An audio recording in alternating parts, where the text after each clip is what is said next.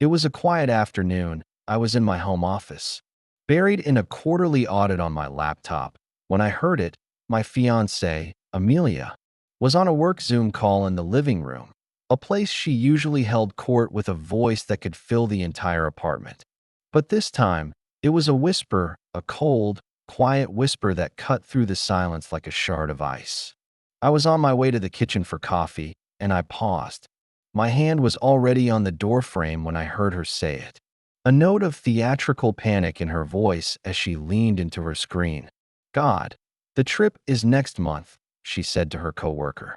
He's been dropping hints for weeks. I really hope he doesn't actually propose. Can you imagine being stuck with someone like him forever? I felt my stomach lurch, but I didn't move. I just listened, the coworker. A woman whose name I knew was Sarah didn't miss a beat. Her eyes gleamed with cynical brilliance as she leaned in close to her own camera. Please, she snickered, just marry him and divorce him a year later. It's easy money. You deserve a payout for your time. Sweetie. Then they both laughed. A private joke between predators. My heart didn't race. I didn't feel a sudden spike of anger or betrayal. Nothing.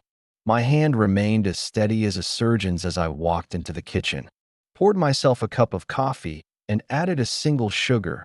In that moment, the entire emotional architecture of my life was condemned and slated for demolition.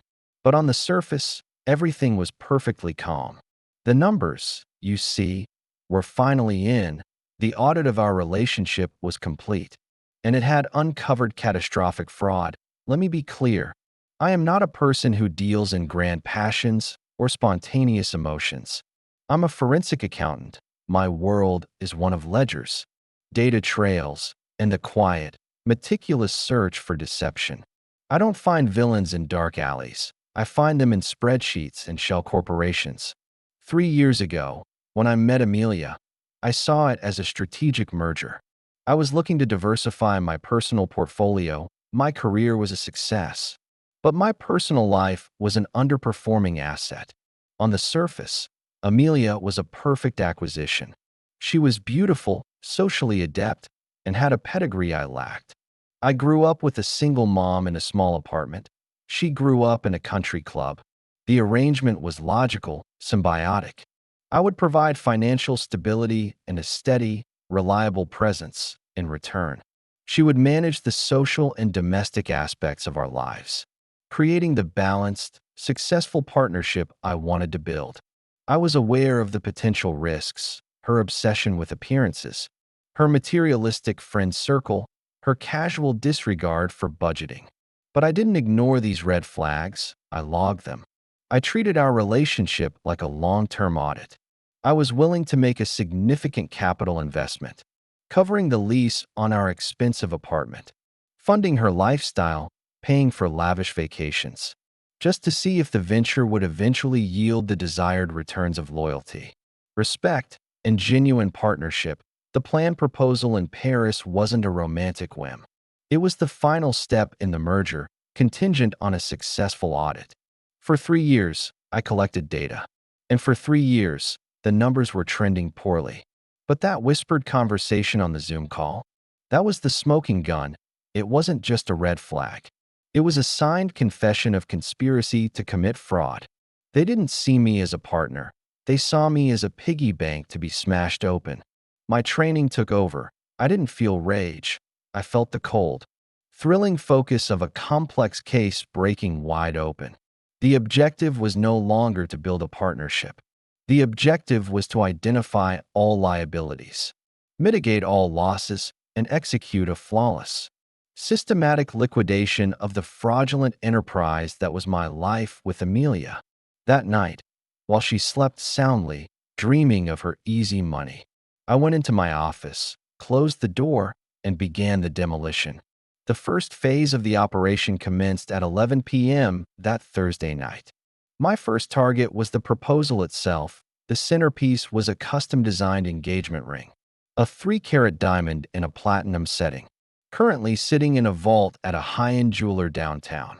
I had paid an $80,000 deposit, with the final $20,000 payment due the next day. I logged into my email and composed a polite, formal message to my contact. I informed him that due to unforeseen circumstances, the engagement was off and I would not be completing the purchase.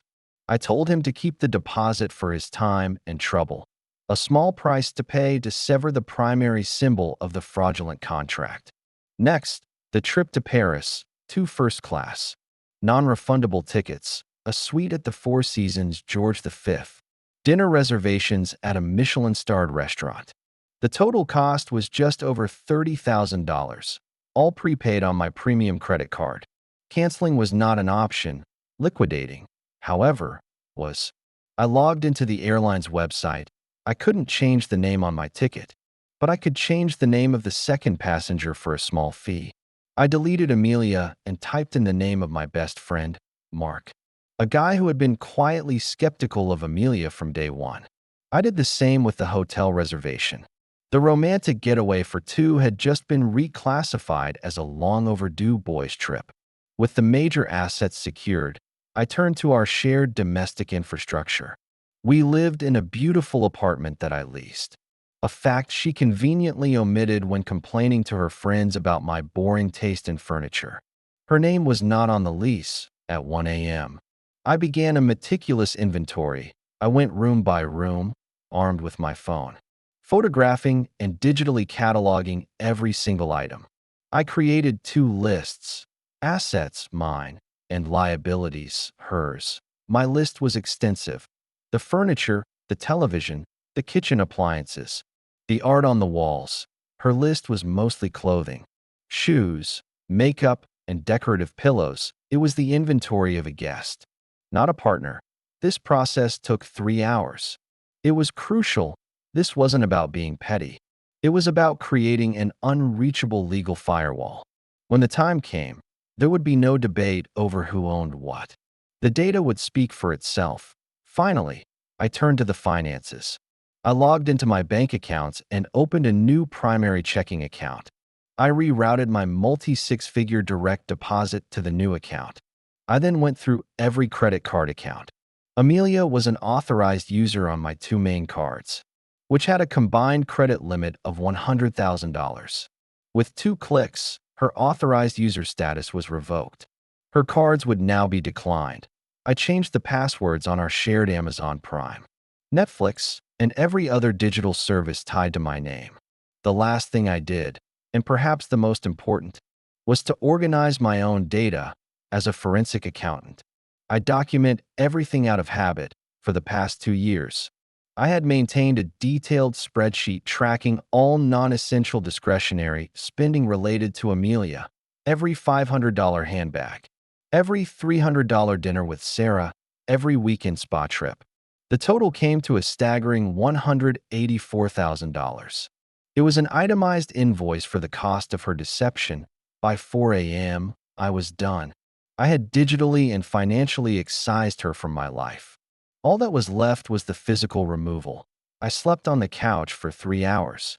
The next morning, I was up before her. I made coffee. And when she came into the kitchen, I acted as if nothing was wrong. She complained that her head hurt and that she had another pointless team-building Zoom call that afternoon. "That sounds tough," I said, handing her a mug of coffee. The look of utter normalcy on my face was my greatest weapon. She had no idea she was already a ghost in my machine. Later that day, while she was on her pointless Zoom call, I was on a call of my own with a high-end moving company that specialized in discreet executive relocations. I booked a 4-man crew for the following day. Their instructions were precise. They would arrive, and I would give them an itemized list. They were to pack and move only the items on that list. I also booked a climate-controlled storage unit for 1 month under her name. The trap was set. The system was purged now. All I had to do was wait for the liability to realize she had been written off. The first signs of system failure began for Amelia on Friday afternoon. I was at work, a convenient excuse that had served her well for years. In reality, I was in a conference room at my lawyer's office, finalizing our strategy. Around 1 p.m., I received a text from her. "Hey, my card just got declined at Saks. So weird. Can you check on it?" I didn't reply. An hour later, another text. Seriously, what is going on? I tried the other card at lunch, and it was declined, too. It's really embarrassing. Call me. I ignored it. The calls started shortly after. Each one went to voicemail. I watched them stack up on my screen with a feeling of detached, clinical satisfaction. Each missed call was a data point confirming the success of the firewall. When I got home that evening, the movers had already come and gone. The apartment was starkly different. The living room was empty except for the couch and television. The kitchen was missing the high-end espresso machine and knife set. Our bedroom closet was half empty, a gaping void where my clothes used to be. I had moved my own essentials to the spare bedroom, which was now my command center. Amelia was sitting on the floor in the middle of the living room, a look of pure, uncomprehending panic on her face. "What is this?" she whispered. "What did you do?" I didn't raise my voice. I didn't show any emotion. I simply placed a single key and a folded piece of paper on the empty mantel. "Our relationship is over, Amelia," I said, my voice as flat as a balance sheet. "I have packed all of your belongings. They are in a storage unit. That is the key.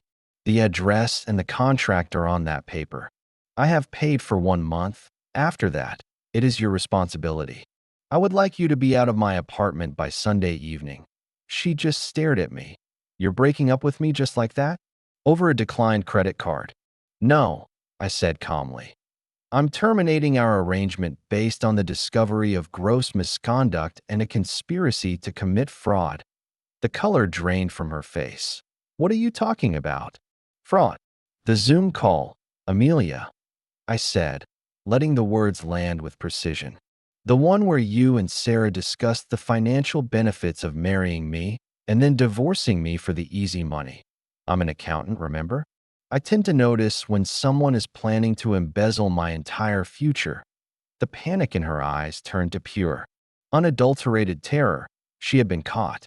Utterly and completely, she started to cry, the practiced, theatrical tears that had worked so well in the past. "It was a joke," she sobbed. "A stupid, silly joke. We didn't mean it. The problem with jokes, Amelia," I said, turning to walk to my new room, "is that they are only funny when both parties are in on them. You have 48 hours. The next phase of her panic was predictable. She called Sarah. I could hear her screaming into her phone from the other room. Sarah, in her infinite wisdom, apparently advised her to go on the offensive. This was their critical error. They fundamentally misunderstood the nature of the man they were dealing with. They thought I was a jilted lover. They failed to realize I was a counterintelligence agent in my own life. On Monday morning, I got a call from my firm's head of human resources. An anonymous but highly detailed complaint had been filed against me with the firm's ethics committee. It accused me of creating a hostile work environment, of emotional instability, and most damagingly, of using company software and time for personal financial management, a serious breach of client confidentiality protocols. It was a well-crafted attack designed to torpedo my career. When I walked into the HR meeting, the atmosphere was tense. 2 senior partners and the head of legal were there. They looked grave. They presented me with the anonymous email. I read it, then looked up at them. "I was expecting this," I said calmly. I opened my briefcase and produced a file. "This is my personal compliance journal," I explained. "As you know, our firm encourages us to keep meticulous records. This journal documents every hour of my work, cross-referenced with my personal calendar for the past 18 months. It demonstrates that no company time was ever used for personal matters." I then produced another file. "These are the complete financial records of my relationship with the likely author of that email, my ex-fiancée, Amelia. As you can see, I have been the sole source of funding for her lifestyle." This established a motive. Finally, I placed a small digital audio recorder on the table. "And this," I said, "is a complete audio recording of the conversation that precipitated our breakup. It features my ex-fiancée and her coworker, Sarah, who works at a rival firm, conspiring to defraud me through marriage More importantly, it is the source of the false allegations they are now making to damage my professional reputation. I pressed play. The room was silent as Amelia and Sarah's careless, cruel laughter filled the air. When it was over, the head of legal picked up the recorder as if it were a venomous snake. The entire mood in the room shifted from suspicion of me to absolute fury on my behalf. This was no longer a domestic dispute. This was an attack on the firm. The senior partner looked at me. "What do you want us to do?" he asked. I smiled. "I want you to unleash the hounds," I said. It has been 2 months since the day my world was supposed to end. Instead, it was reborn. The hounds, as it turned out, were magnificent. My firm's legal department is the stuff of corporate nightmares, a team of sharks who live for this kind of fight. They didn't see a messy breakup. They saw a coordinated corporate attack originating from a rival firm. Within 24 hours, a devastatingly formal cease and desist letter was sent from our legal team to both Amelia and Sarah. It was a work of art, accusing them of defamation, conspiracy to commit fraud, and tortious interference with business. It explicitly mentioned the audio recording as evidence and stated that the firm was considering a multi-million-dollar lawsuit for damages to my reputation and, by extension, the firm's. The letter was also sent to the CEO and head of HR at Sarah's marketing company. The consequences were immediate and brutal. An internal investigation was launched. Faced with a clear audio recording of her advising a friend to commit marriage fraud and then participating in a defamatory attack on another company, Sarah was fired for gross misconduct and violating their corporate code of ethics. Her career in that industry is likely over. Her enabling of Amelia had cost her everything. Amelia, of course, was left completely exposed. Her best friend and co-conspirator was gone. She had no job, no money, and was now facing the threat of a lawsuit from a corporate behemoth she could never hope to fight. She had to hire a lawyer who promptly told her to stop all contact and pray that we didn't actually sue. She was forced to move out of the apartment by that Sunday deadline. I heard through the grapevine that she had to call her parents to come get her from the city. They arrived with a U-Haul to pack up her storage unit and take her back to her small hometown. The glamorous city lifestyle she had built on my back was officially over. The most satisfying part of the entire affair came about a month ago.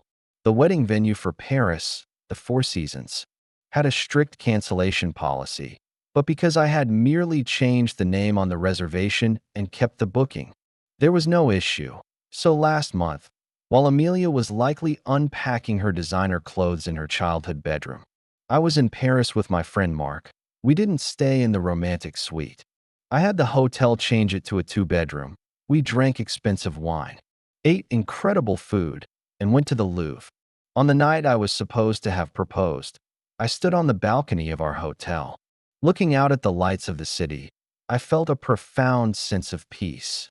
The quiet satisfaction of a complex audit successfully concluded. I did something I rarely do. I posted a photo on my social media, which I made public for exactly 1 hour. It was a picture of a spreadsheet on my laptop screen. The spreadsheet was my itemized list of all the money I had spent on Amelia, with the grand total at the bottom. In the background, out of focus, was the Eiffel Tower. My caption was simple: just finished a 3-year audit. Identified and wrote off a significant liability. The books are finally balanced. I then made my account private again. I have no doubt the message was delivered. This morning, her mother called me. I hadn't blocked her number, and my curiosity got the better of me. She was crying. She said Amelia was a wreck, that she wasn't eating, that her life was ruined. She begged me to call off the lawyers. To show some compassion, I let her finish. Then I replied in the calm, measured tone of an auditor delivering his final report.